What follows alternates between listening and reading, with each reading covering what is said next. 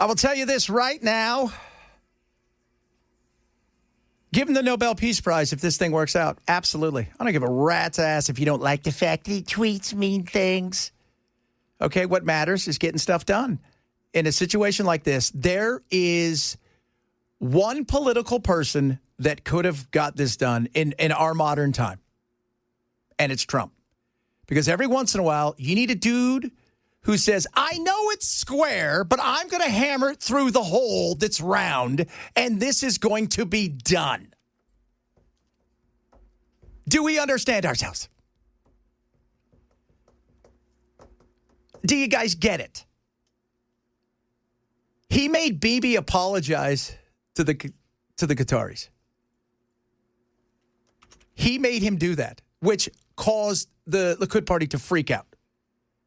That was enough for Trump was so beyond pissed about the bombing of Qatar. And on top of that, when people started explaining to him, hey, you do realize that every time you say something and then he says something in English and then he says something in Hebrew, it doesn't match what he said in English. He was done. He was. He was over and done with it. And I thought, this is it, right? Like, I will give Trump hell if I think he does stuff that's ridiculous. Because I want him to succeed. And I think at times, I think we can all agree, he makes his life a little bit harder than it should be. But somebody needed to stand up and do this. And they realized the jig was up when he told Bibi, take the effing win. But he also told Bibi, hey, guess what? We're already negotiating again and talking to Iran. And the fact, you can't stop that. We are. So take the win. You may not like it. Take the win. Doesn't mean that all 20 points are going to come out. There's going to be several missteps along the way. Take the win. Because here's the other thing. Trump is great at something that Trump's not a great orator, right? He's not. Some people could hold a room with the speech. Trump reads a room, meaning the United States and the world. And Trump's looking at the numbers and realizing for the first time ever, since they've started taking polls and studies about Palestine and Israel, more people support Palestine than Israel at this moment in time, and that he has lost so much support amongst the youth who Trump is going to need of the Republican Party that he told Bibi, dude, I don't think you understand. This will be decades for you guys to get back any support. Take the win.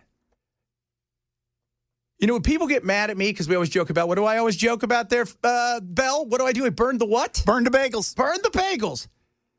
It's because I care about Israel. I care about human life, too, but I care about Israel. And if I was going to do something so ridiculous that was going to harm me long term and turn everybody off on something that I was a part of, I would hope my friends would stand up and go, dude, you can't do this anymore.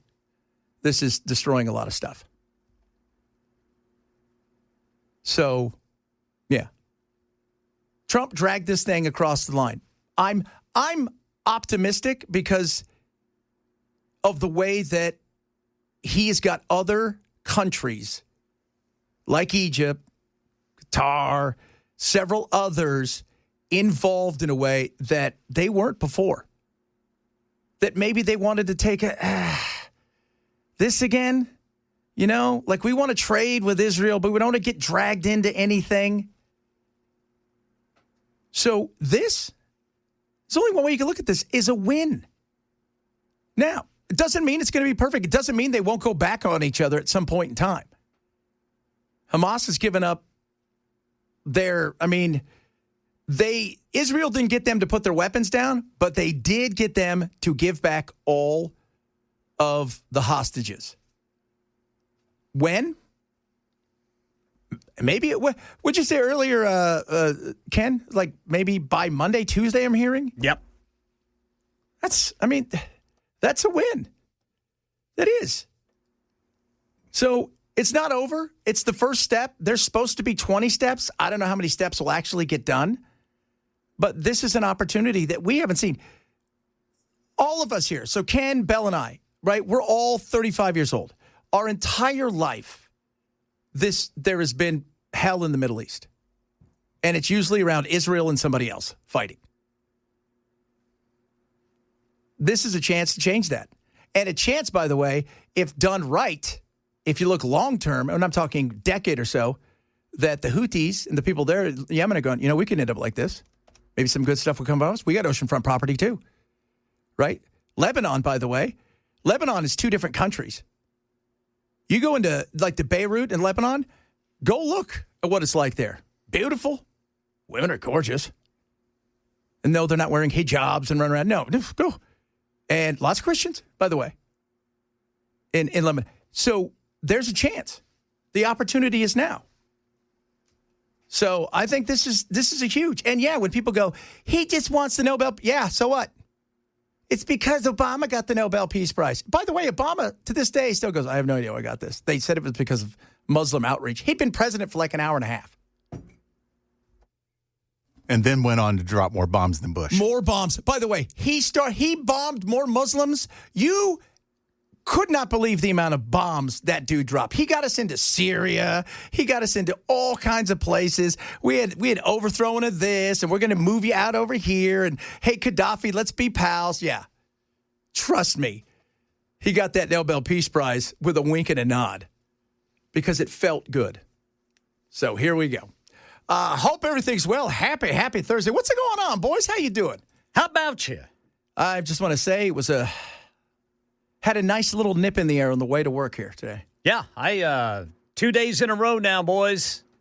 I've been Bo and Luke duking it up to Nashville from Murfreesboro with the windows up. What? All I got to do is turn on the vent and everything's fine as wine. So now I got, when I went out, I double checked and I go, because I took the dogs out this morning. I was like, ooh, it's chilly. I could have put a little sweater on or something. But when I started to walk to work, I double checked my phone. I said, okay, 67. Okay, I can do that. I don't have to get a sweater. But the wind blows, and inside of the wind, you can feel that crispness. And it's still supposed to get up to like 72 today. Yeah, I know. It's awesome. I mean, how gorgeous is it? This is nice weather. Thankful Thursday. Can we just all say how thankful we are to live in a country and a state that's amazing, where the weather's gorgeous, people are awesome, we got all the freedoms you could think of. Yes, sir. We got snacks galore. We're not worried about somebody blowing us up. It's just amazing. Especially the snacks. Oh, the snacks are fantastic. They're so good. Oh, God. That's the problem with it. That's why the Western world hates us. Because we got a lot of snacks. We got way too many snacks. You can choose from ice cream or Doritos. Or both. Or a little Debbie snack cake or a Twinkie. Yeah, after they've been in the fridge. I love Twinkies in the fridge. They're the best. They are awesome. Those are just so amazing. So are those, what you were just talking about, Brother Bilal, those little swirls, chocolate swirls. Oh, the chocolate swirls, yeah. Do you remember Chocodiles? No. Vaguely. Chocodiles it was like a Twinkie that was a ding-dong. Have you ever had a Goo Goo Cluster? I have no idea. That sounds like something. Those sounds like somebody you pay extra for that. It's hey baby, do you do Goo Goo Clusters? You got to try a Goo Goo Cluster. What's a Goo Goo Cluster? I don't know if they're still sponsoring the Opry, but they sponsored the Grand Ole Opry for decades. It's basically a circular candy bar with caramel, chocolate, and peanuts. Made right here in Tennessee. That's right, Goo Goo Cluster. Look at that. That is cool. Yeah, I think they usually have like a festival for it down in Bell Buckle, if I'm not mistaken. Bell Buckle? Or no, that's something else. Oh, look how good those look. Oh. What is it down in Bell Buckle? Man, that again, this is why the world hates us. Because we take something that would be such a treat to them, or we're like, you think that's a treat? Wait till we dip it in chocolate, deep fry it, then put sugar on it, and then we're going to get serious about putting other things on it. Yes. Man, so I'm looking at the Goo Goo Cluster. Peanut butter Goo Goo Clusters. Oh, okay. It's the moon pie that is associated with Bell Buckle. Okay, the moon pie. Yeah, they always have a big old RC Cola and Moon Pie Festival. Oh, I don't that's think right. anybody's ever committed a terrorist attack over moon pies, though. No. Moon pies are. I don't even think I've ever had a moon pie. It's very much on the West Coast, moon pies weren't big. They weren't. You would hear about them in television shows more than you would have them. RC Cola, though, is very big. Yeah. The only thing about the Moon Pie is I don't necessarily dig the marshmallow. Yeah, I don't like marshmallows. Yeah, that's what kills it for me, too. Yeah, I don't like marshmallows. Marshmallows gross. Coconut and marshmallow are two awful things. Who puts coconut on? Nasty. Can't Pure stand nasty. coconut in anything. No, hey, you got a great idea. See this candy bar that's good? Yeah, I'm going to put coconut on it. Good, then we'll throw it away. I'm gonna put this fibrous, unchewable thing inside of it, and you can enjoy it. Those are awful. I don't know. Again, I've never been a marshmallow guy. Me either. I don't like marshmallows. I don't like them in my cereal. And I sure in the hell don't like the kids love to roast marshmallows. That is awful. I don't mind marshmallows once you've burned them all to hell. Yeah, because you just throw them away. As long as I've got a wet towel, I'm okay. I don't like the stickiness of them, especially if they get in my beard. Oh, I see. Well, yeah. Got to have a wet towel for that. No, I've never liked, because, we would, as kids, your grandma's like, that's all we have. And they were just gross. I was like eating a sponge. Right? I mean, it's, and then we're going to go roast marshmallows. Why don't you just throw them away and buy a candy bar like regular people? Like good old-fashioned Americans. You and your silliness. I want to try the Goo Goo Cluster, if you guys are listening. Yeah, that's pure Tennessee right there. What's the one to get? The original. Is there like an original? Yeah. Okay. Sweet potatoes are better than marshmallows. Coconuts, said Todd, who's a communist, is better than mayonnaise. No, that's completely wrong. S'mores are awful. So yeah, that is. Somebody said you're from California. You know Abba Zaba. I know Abba Zaba. Abba Zaba. Abba Zaba. That was very much Goo Goo Clusters. Those are good. You know what's really big on the East Coast is Tasty Cake, and that stuff is nasty. Tasty Cake. That sounds like something that Cartman would eat. I'm going to go get some Tasty Cake. It's horrible stuff. Yeah, everybody's talking about the Moon Pie Festival. Yes, sir. Bell Buckle's a cool little town. You know what would be better, Bell Buckle? Maybe if you did something and grow up and got yourself a Reese's Peanut Butter Cup weekend. Maybe then people think you're mature. Somebody said block Todd's number for saying that mayonnaise is nowhere near as good as coconut. Yeah, I don't know what that's. You are definitely a communist on that one. There is no mayonnaise. Mayonnaise blows that out of the water. Hey, why don't you try to have a sandwich with coconut? Coconut's so gross. It is so gross. Yeah, the texture, everything about it. Oh, yeah. Now, if I was on Naked and Afraid and I was, getting dehydrated, I'd definitely go for a coconut then. Would you? Well, I'd drink the water in it. Don't know if I'd... Well, yeah. Well, yeah, I'd probably eat it too because by then I'd be really hungry. But that's if you are... It'd be better than eating a dung beetle. Yeah. I'd probably rather... Yeah, I'd rather catch a rat and eat it. Yeah. What do you think? Was or it a snail? Almond Joy? You guys took the joy out of the almonds. Thanks so much for that. With your stupid coconuts. There's been times where I've actually wanted some chocolate or something, and the only thing I could find would be like an Almond Joy, and I would just pick the chocolate off of the coconut and then eat the almonds and throw the rest in the trash. Really? Yes. Oh, wow. Somebody just said, our Norwegian forest cat, Iggy Pop, great name, loves marshmallows, and he hates all other people's food. You know what our cat loves? French fries. My weird-ass cat loves French fries. Which kind? Any kind of French fry. Any kind. He will eat a French fry, but he attacked our McDonald's bag the other day, took 2 French fries and ran away. And he eats them. Good God. He's a pretty slim cat for eating all that junk food. That's his one treat. Like, he loves the French and the fry. Oh, so much stuff to get to today, kids. For sure. By the way, I've got news about the Conjuring House. We're going to talk about that, among other things, as it gets towards the scary season. Whoa. Reach out to us across all of our social media. It is the Chad Benson Show, Super Talk 997. All right, looks like phase 1 is close to being a done deal for the Israel and Hamas peace deal in Gaza. Pain for Americans due to the government shutdown is about to ramp up. I'll tell you about it at 12:30 on Super Talk 99.7 WTN. So yesterday, that guy they announced they arrested that guy that started allegedly the Kindernecht. Yeah. I'm still trying to figure out how they figured it out because they keep saying, here's some pictures from ChatGPT. I'm like, did ChatGPT snitch on him? Not sure, but I think there's also like cell phone pings and things like that. ChatGPT threatened to tell his wife if he didn't confess. Yeah, even though he doesn't have a wife. Yeah. And said, look for me, I'm the one wearing the red tie. So, but they were very... Yeah, because they said that he was listening to a rap song that had fire in it. I'm like, okay. So, and it wasn't a private area that he was at. He was an Uber driver. I mean, so I was just trying to figure out, because they were really big on, well, we caught him with some ChatGPT stuff. I'm like, oh, is this snitching on you? Yeah, apparently he downloaded or he downloaded and then posted videos of people running from fire. Oh. Is what they said. Again, I don't... So this guy's a pyro.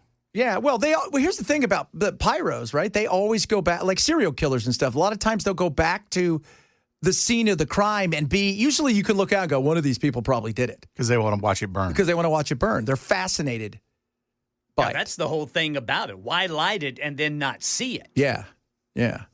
And then they put it out, and then it got bad, was the one 7 days later when it took off again. And they're charging him with both of those, even though they thought they'd put it out. So, but I was like going through it all, and the way that they were talking about ChatGPT, and I was like, man, that just feels weird. I'm telling you, it snitched on him.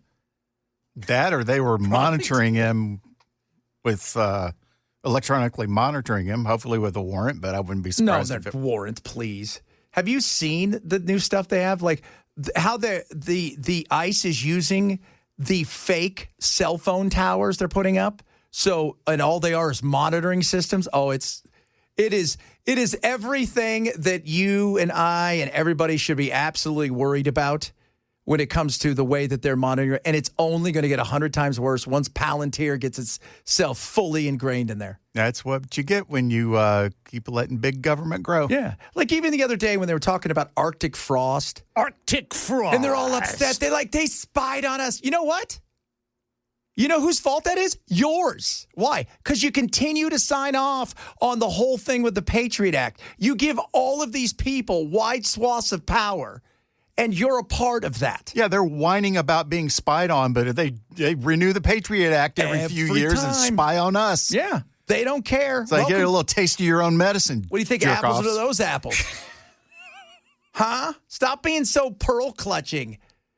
Lindsey Graham. Yeah, no doubt, Lindsey. I'm super upset about this. We should probably invade Venezuela. I figured that's what he sounds like. This is awful. You trying to imply something? No. Handbags at 20 paces. Oh, Lindsey. Lindsey. There's a court hearing going on right now for deployment in Portland. Court hearing on National Guard deployment to Portland ends. Let's see what's coming out of this. I was showing Belle. If you guys have not seen the videos, some of them are hilarious. Were they not doing the cha-cha slide? Oh, yeah. It was like they showed up to protest and a rave broke out. It's it. And they're all dancing. And then they showed the one where Kristi Noem, Ice Barbie, she's looking out over everything, and there's like 10 of them over here in the corner. One of the guys wearing a giant chicken outfit, and they're playing the Benny Hill music. And one of the agents that's stationed there said basically this is the same group that shows up every day. Every day. They got nothing going on.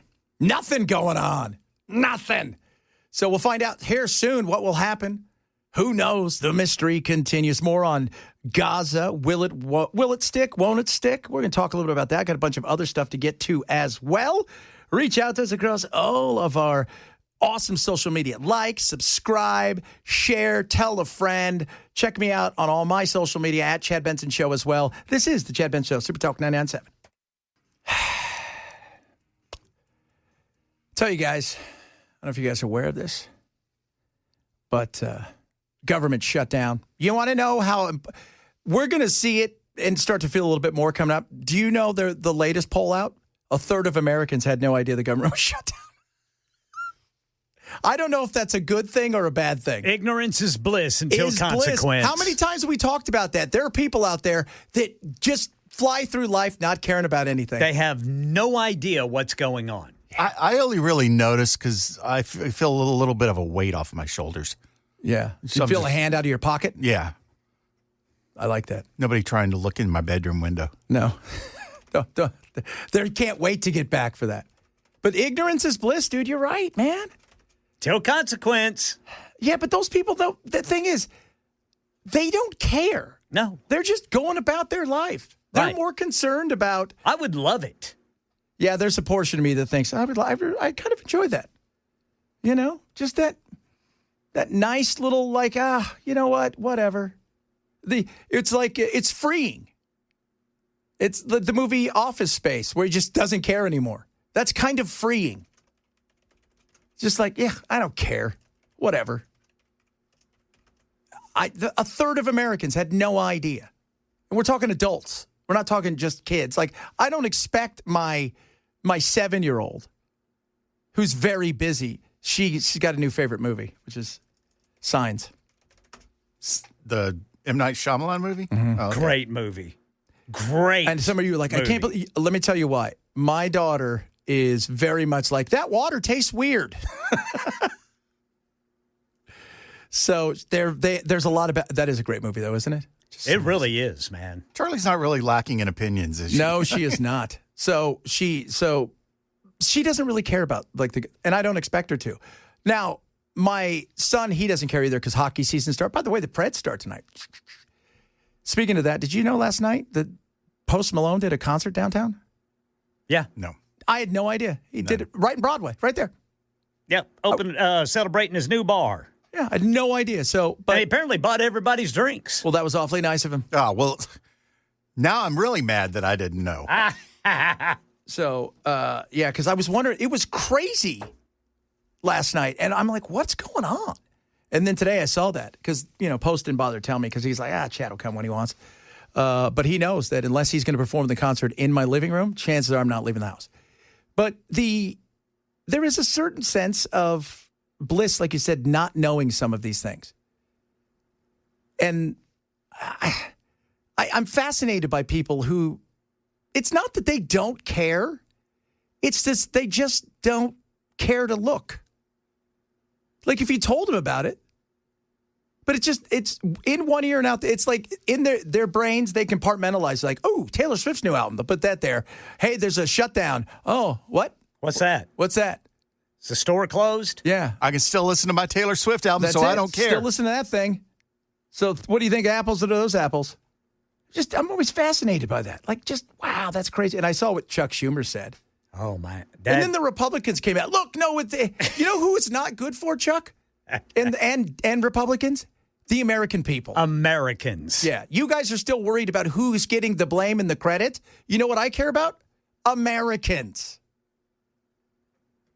And the fact that you're talking about, and we're going to play some stuff from this lady who called in, I think, you ever watch C-SPAN? If you've never watched C-SPAN, it's hilarious. You should watch C-SPAN. But, so politicians will go on C-SPAN. They have shows, and people can call in and talk to politicians, and they have like a right number you can call, a left number, and then they have a independent. And there was some interesting calls about, as you hear all these people talk about like Schumer and everybody else, and John Thune, our military's not going to get it paid. You know who is going to get paid? You. Yep. You, who I'm going to go out on the limb, John. I'm going to go out on the limb and say, I bet you don't live paycheck to paycheck.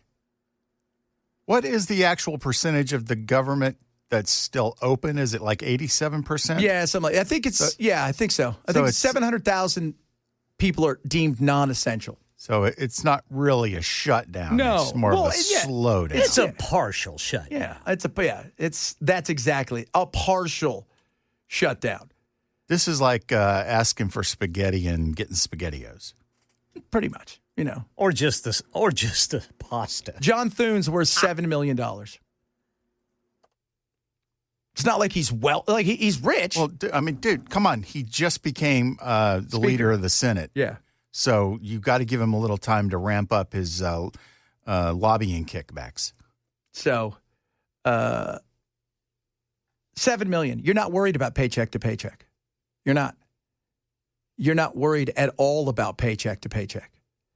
But somebody who is in the military and they've got a kid, somebody who's in the military and they've got not only bills to pay, they've got medical bills to pay, they've got they're worried, and you guys are still getting paid. And the average soldier ain't making much. No. That's and I know Trump is trying to he's looking at something right now where he can try to get them paid. That should always have been that way.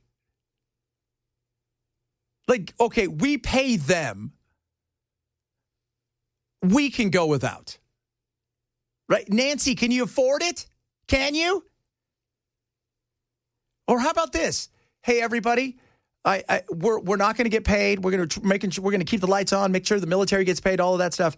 By the way, if you need money, go to one of your donors who's an ATM machine. I was watching, what's his name? Matt Gaetz was on yesterday. He was on Tim Pool, and he was talking about his trip to AIPAC. When AIPAC took him over to Israel, he said the first time you go over there, he goes, your handlers, you got to go, you got to go, you got to go. So he goes, you go over there, and he goes, you get a name tag, and there's a one of those code things on it, and he goes, you go around and these big dinners, and you go around and you meet everybody, and if they like you, they scan it, and then they donate money to you right there. Good Lord. How insane is that? Well, the military should definitely be paid before Congress is. Oh, before Congress. Absolutely. I don't know. What are they? I mean, because you're going to miss a check on the 15th. I mean, I think that's pretty much, even if they come back in the next couple days. It's still taking them a couple of days to get the check and it's out. Government, so it'll be completely inefficient. You're going to miss a whole bunch of stuff. So it's going to, you're going to miss some, there's going to be some, this is the stuff right here. This is the stuff that makes, you look at government and you say, this is all about you. This is not about the American people. And the fact that none of you thought ahead ever. Even back in 2019, when Trump signed that thing where it's like, even the furloughed people are going to get paid. You guys, nobody ever thought, hey, maybe we should pay the military. But probably, you know why they probably didn't do that? Because you can't use the military as the reason to force the other side to come to the table. It takes away the weaponization. Yeah, which is what it is. J.D. Vance is still getting a check. That is correct. Everybody who works in the government side, I don't know about if so if you work for, so let's say you work for Tim Burchett or something, I wonder if they get paid or if only Tim gets paid. I would imagine they get paid because you're not going to, if they weren't getting paid and they were like, okay, well, I'll be back as soon as the checks start again. And these representatives and congressmen have to start doing their own work. Yeah. They don't have time for that. I mean, you expect me to fill out a form? Yeah, no doubt. I'm supposed to take a call directly? You expect me to bury my own intern? Bring a shovel. Oh. Somebody just said, you know what they should do? Government employees should be paid from the bottom up. Yeah. The first thing you pay is the military. It's like I said, there are some things you take care of first. When COVID hit and they, and then all of a sudden they're like, okay, once we get shots, I said, the first thing you do is you give it to teachers. Teachers are the most important people. They have to go back first. Teachers have to go back first. You don't give it to politicians. Teachers have to go back first. It's always had to be. There are some things you just know, okay, we got to take care of this is the most important thing. We have breaking news, which is Hamas has now said that Monday will be the day of release. They've announced it. So Prayers that it happens. Yeah, I think it will. You know, the Drop Site News, if you guys want to see unbiased, amazing news coverage, I think his name's Jeremy Schelling.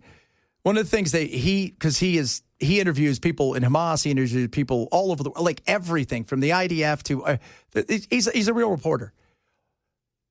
Hamas for the last several years have complained that being in politics sucks. This sucks. These people whine. They all want stuff. You know, we just want to build our tunnels. You know, we want to fight the fight. And guess what? Even people in Palestine were concerned with potholes. Stop bombing our human shield. Stop bombing our human shield. I think it'll happen. I don't know how much further past stage 1 and 2 we get, but both of them had to give something at the beginning, which is it's not a full disarmament of Hamas, and they're giving up. They're really their only bargaining chip. Yeah, they're giving up the only collateral they have. Yeah, and at the same time, Israel is not. They're going to a line that Trump is drawing, and rather than a full pullout, they're staying there. So, yeah, but they are giving up their only bargaining chip, and that's because they said we have to trust Trump in this. We have to trust. They're trusting him, and they're also trusting Egypt and Jordan and whoever else, UAE, Qatar, any of the ones that were involved in this, that they are being straight shooters, that this is going to get done. I'd like to know what it is exactly that has prompted Hamas to do this. I think they realized. Because, I mean, these hostages, it's all they have. Mm-hmm. From what I understand, Trump had sent people over there, and they had been negotiating kind of on their own behind.